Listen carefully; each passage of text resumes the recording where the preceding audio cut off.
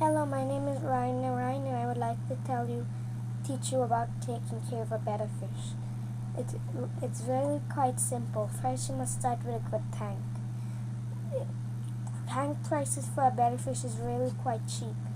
You can go to PetSmart and get a tank like this for $5, less than a gallon.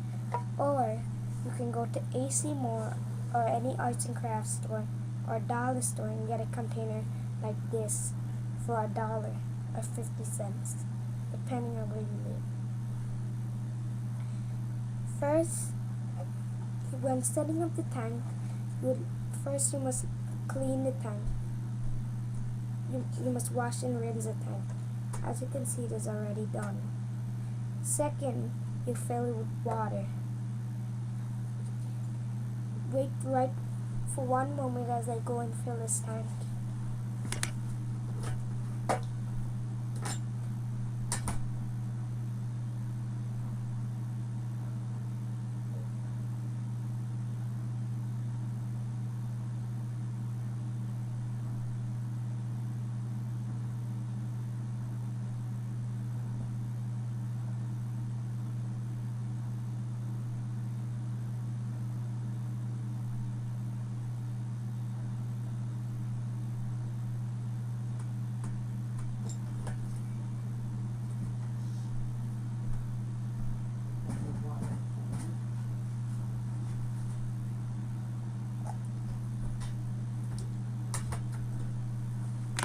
Okay, as you can see, my tank is now filled.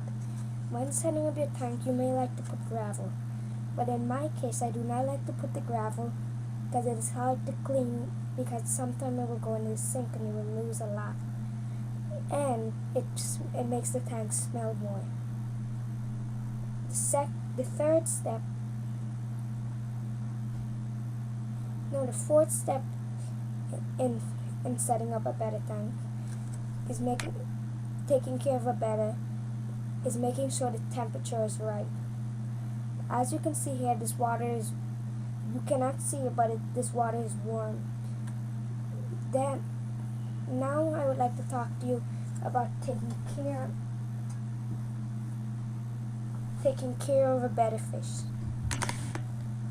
To take care of a betta fish, you would usually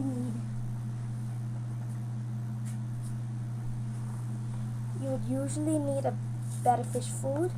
You can buy this for $3 in the pet store or less, and a net that you can buy with a gallon tank for goldfish.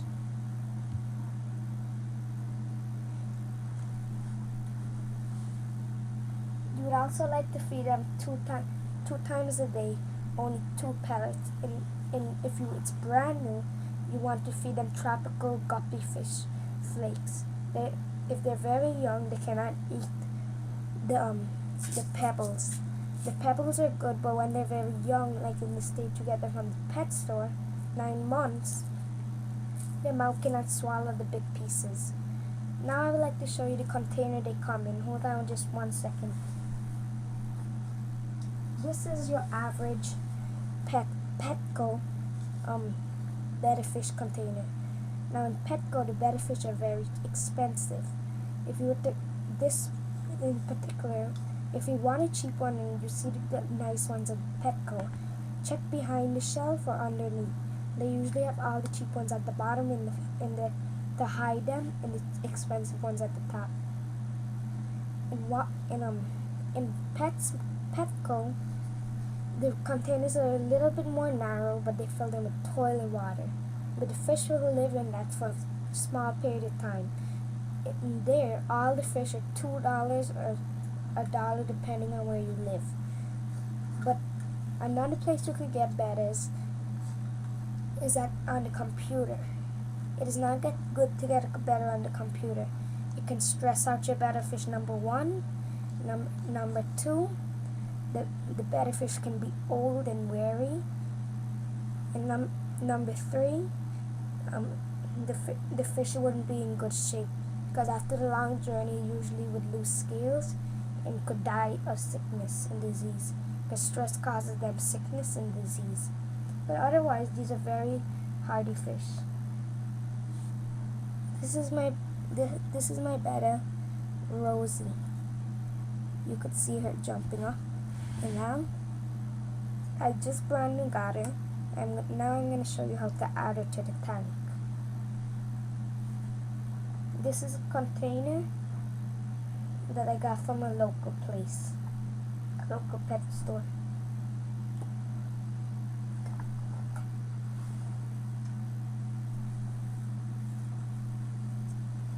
First, you open the container.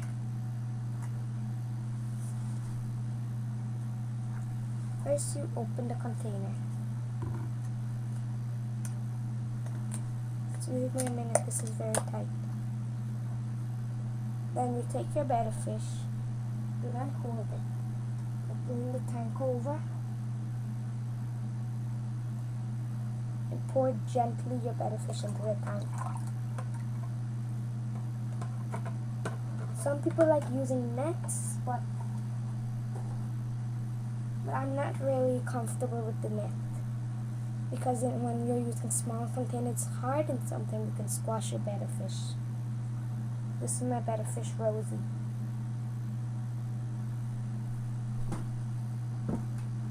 Now I do not have a male betta fish, but soon I will get one.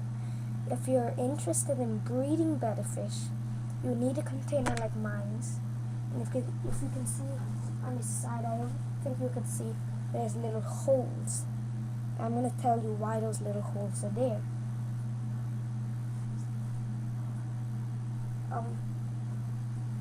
At this moment, I cannot find the divider, the thing that I'm looking for.